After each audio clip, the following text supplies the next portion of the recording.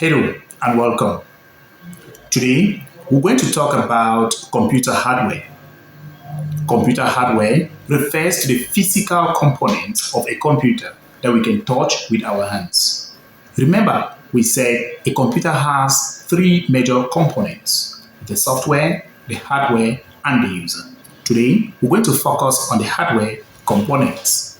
The hardware components are classified based on the functions they perform. We have input devices, output devices, processing devices, and storage devices. Input devices are the physical components of a computer that permits the computer to accept data.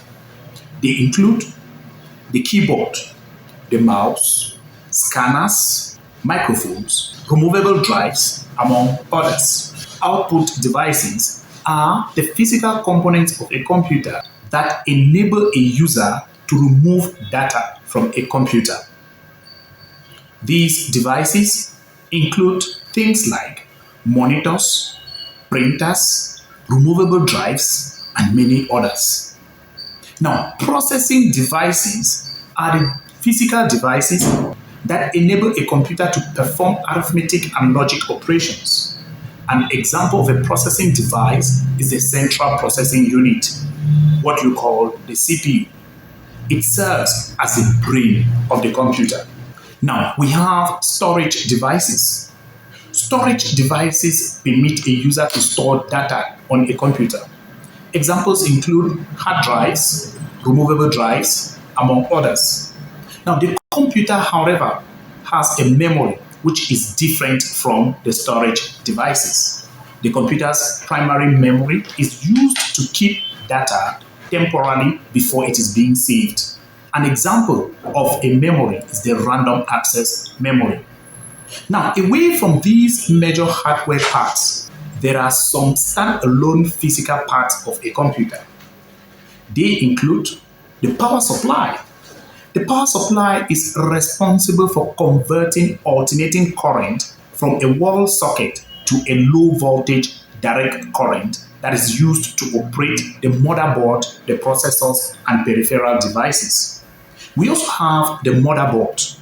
And as the name suggests, a computer motherboard serves as a single platform to which all other parts of the computer are connected. It connects the CPU, the memory, hard drives, video card, sound card, port, and expansion cards, among others. Now, all other physical parts of a computer are connected directly or via cables to the motherboard. So the motherboard is the board to which every other part of the computer is connected. Now, we also have another part which is worth mentioning, the computer case. That is the case of the computer. It houses the motherboard. It houses all the internal parts of the computer. The computer case serves as a protection for all of the internal parts of a computer. It protects these parts from dust, water, shock, and a lot more. Then we have the computer stand, like a table. Yes, without a table, where are we going to keep our computer? It means that a table is also a part of a computer. Because without it, a computer will not put it on our legs, will not hold it in our hands, will obviously need something to put our computer on it. Alright, now that we have seen the basic parts of a computer that are classified as hardware components, let's now look at how fault or absence of one can affect the computer. This will enable us to trace malfunctioning in our computer before taking it to a repair shop. It is worthy of note that with a computer, faults can easily be identified if the role of parts are mastered. Replacing faulty parts are easy and cheap. Now, the very first error, if the computer is not turning on, if the computer is not coming on, what could be the problem? The obvious problem is a power failure. When you switch on your computer, lights should shine. If no light turns on the computer, then there is a power problem.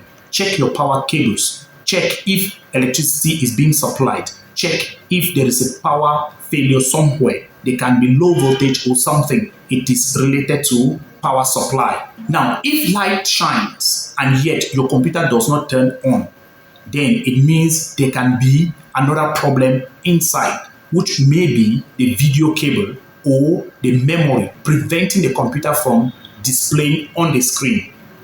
In other words, it will display and tell you what exactly the fault is and how to resolve the fault. That is why we say a computer is user-friendly and it is intuitive.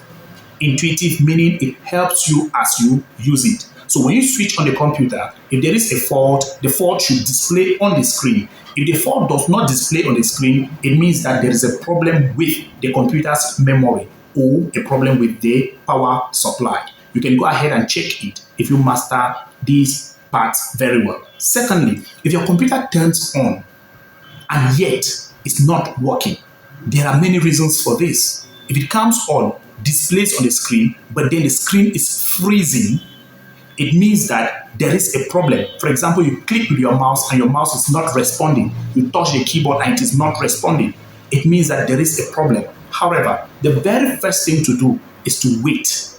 Wait for some minutes because the computer also takes time to process data. Wait for some minutes and observe if the problem will be resolved. If it is not resolved, then you have to force the computer off and put it on again. You press the power button and hold.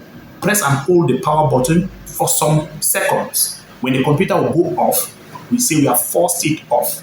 You now turn it on again. If the problem is not resolved, then you will need to contact a technician who will help you with advanced troubleshooting. Another common problem is when a message appears on your screen saying the operating system is missing. The operating system is supposed to be stored on the hard drive so that when you switch on the computer, the operating system will be loaded from the hard drive onto the computer's memory. And so if the operating system is missing, it means that probably there is a hard drive failure. That is why the operating system is not being able to be loaded onto your memory. So the first thing to check will be your hard drive. The second thing will be that maybe the basic input and output system settings are incorrect. We call them the BIOS settings. Maybe the BIOS settings are not correct. You have to restore it to its default settings. Default setting meaning the settings that it came with. So you have to restore it to the default settings. Now, if we have checked and we are sure that the BIOS settings are correct, then we have to check to ensure that the master boot record is not damaged. When the master boot record is not damaged or corrupted, then we can go ahead now to the fourth and the last stage, that the Windows boot file partition is active.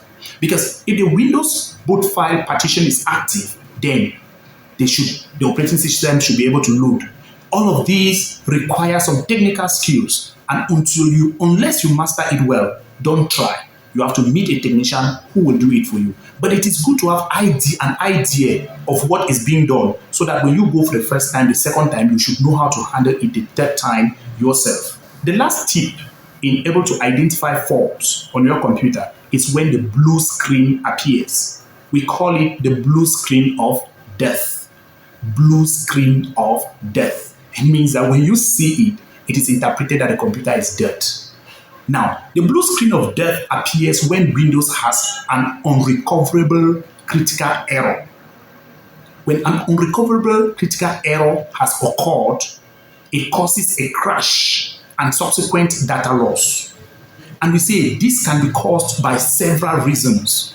However, it is not an immediate call for panic.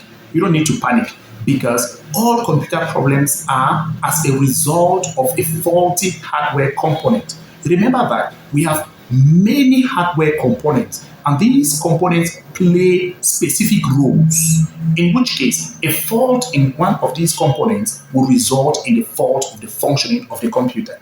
We therefore need to identify the part or the component that is faulty.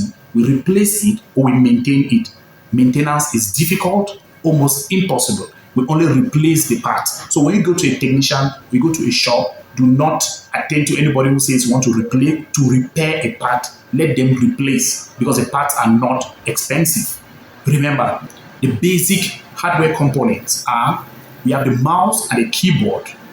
which helps us to enter data into the computer. We call them input devices. We also have a scanner, which falls in that category. We also have a removable drive that falls in that category. We now have output devices, which include things like our screen, our monitor. It includes things like our printers and also removable devices. They permit us to remove data from the computer. Then we have processing devices. An example is a central processing unit that performs arithmetic and logical operations in the computer. And finally, we have storage devices. These devices permit the computer to store data, permits the computer to keep data. I'm sure that at a basic level, this is enough for you to know and to start using your computer and to be able to understand what role which part is playing in the computer. Most hardware problems are easily handled by replacing faulty parts, but they must also be done by experienced technicians who will tactfully remove the faulty parts and replace them with compatible substitutes. Do not attempt to disassemble your computer unless you know how to go about with it. Take note, we are telling you the things as simple as they are, no complications, no much literature. We tell you just the little ones you need to know to start using your PC. Thanks for watching, and be sure to watch our next lesson.